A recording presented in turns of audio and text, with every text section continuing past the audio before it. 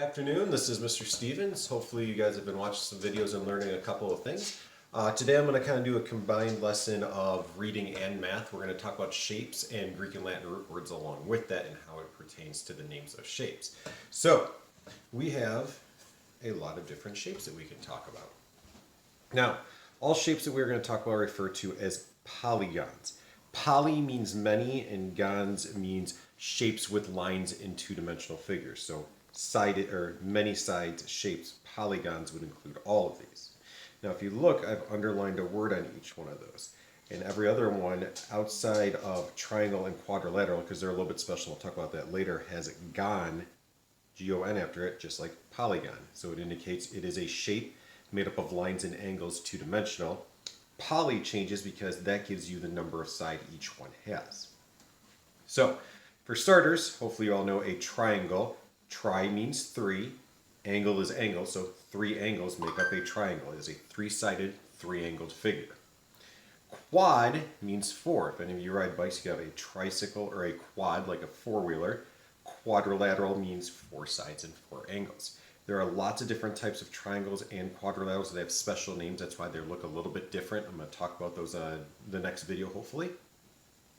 But now, if you notice every single one, penta, hexa, octa, nona, deca, they all have that A-G-O-N at the end. The A is kind of the joining part, and the front parts are the Latin and Greek root words for how many sides they have. And the gon is just indicating it is a two-dimensional shape made of lines and angles. So there's your Greek and Latin root words. I want you to start paying attention to those. So if you see something that has octa in it, it means 8.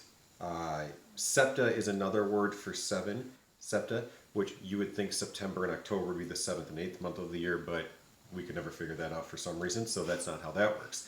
But going back, a pentagon means 5-sided. Penta means 5. Hexagon, 6-sided shape. 6 sides, 6 angles. Septagon, 7. Septa means 7. Octa is 8, so octagon is 8 sides, 8 angles. Nonagon, 9 sides, 9 angles. That's my favorite just because it's fun to say, nonagon. Decagon is a 10-sided, 10-angled shape. Now, sometimes when you're looking at these, they put special words on it. We have regular polygon. Sorry, I was having trouble reading upside down. So if I said I had a regular hexagon, or actually let's go with octagon because you'll be able to imagine that easier. A regular octagon means all sides and all angles are equal. All the angles have the same measurement, all the sides have the same measurement. Think of like a stop sign. All the sides are the same, all the angles are the same. If not, I could just draw 8 random lines as long as they're connected. I can call that an octagon. I could have a really long line and then like short little teeth, and as long as it's connected back with 8 lines, that's an octagon. But a regular polygon or a regular octagon would have that shape like a stop sign. So I want you to come over here to quadrilateral. My question for you today is, what would a regular quadrilateral look like? Remember, a quadrilateral is 4-sided.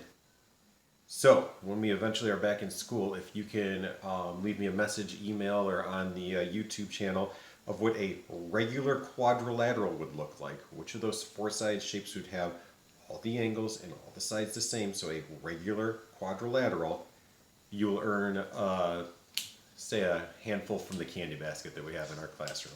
So what do you think a regular quadrilateral will look like? Good luck.